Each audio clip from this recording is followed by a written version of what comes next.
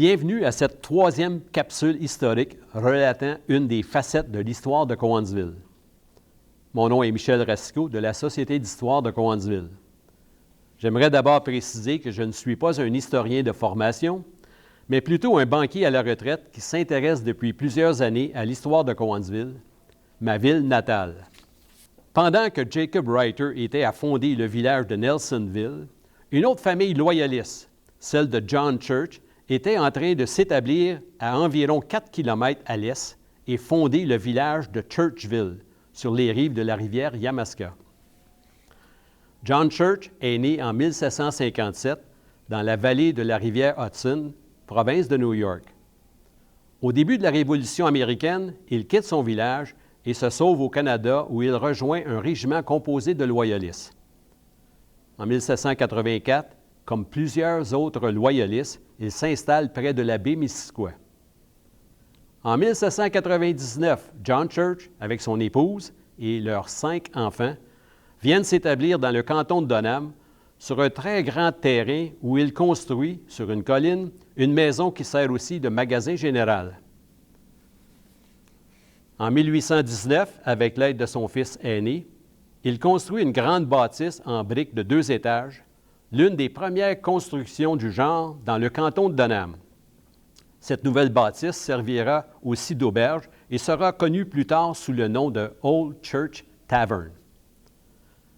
Cette auberge se trouvait sur une route assez fréquentée par les diligences et pendant des années, la Old Church Tavern fut une étape très populaire entre Montréal et Stansted.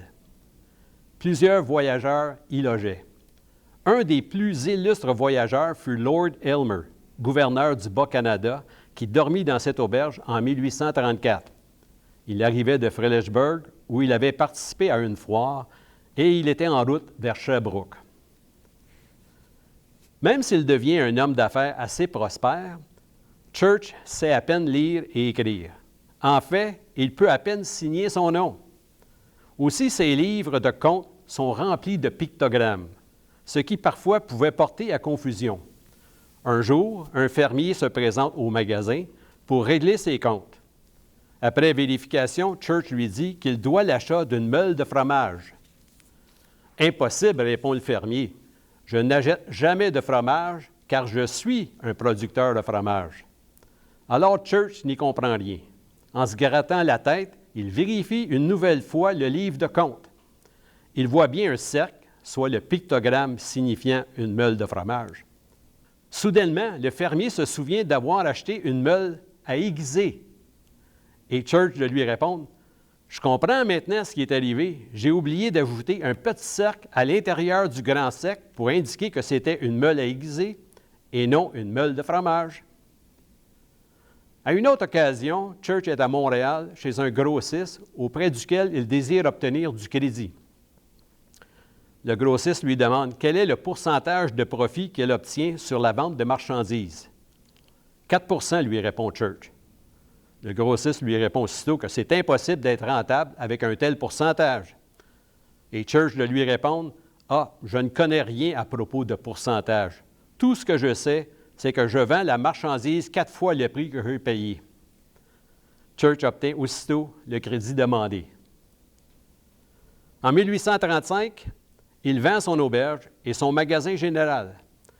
Il passe les dernières années de sa vie près de Brome, où il avait transporté avec lui un grand coffre rempli de ses gains. Le coffre était si plein qu'il avait fallu au moins 3 hommes pour le porter.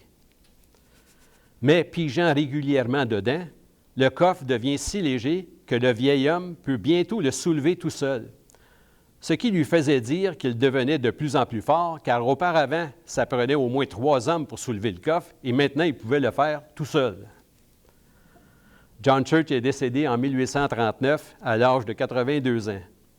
Il est inhumé dans le cimetière qui se trouve près du palais de justice de Cowansville. La maison surnommée The Old Church Tavern, qui était située sur la rue Larouche, près de la rue Hillcrest, a brûlé dans la soirée du 15 mai 1965. Ce fut une perte totale, emportant avec elle près de 150 ans d'histoire.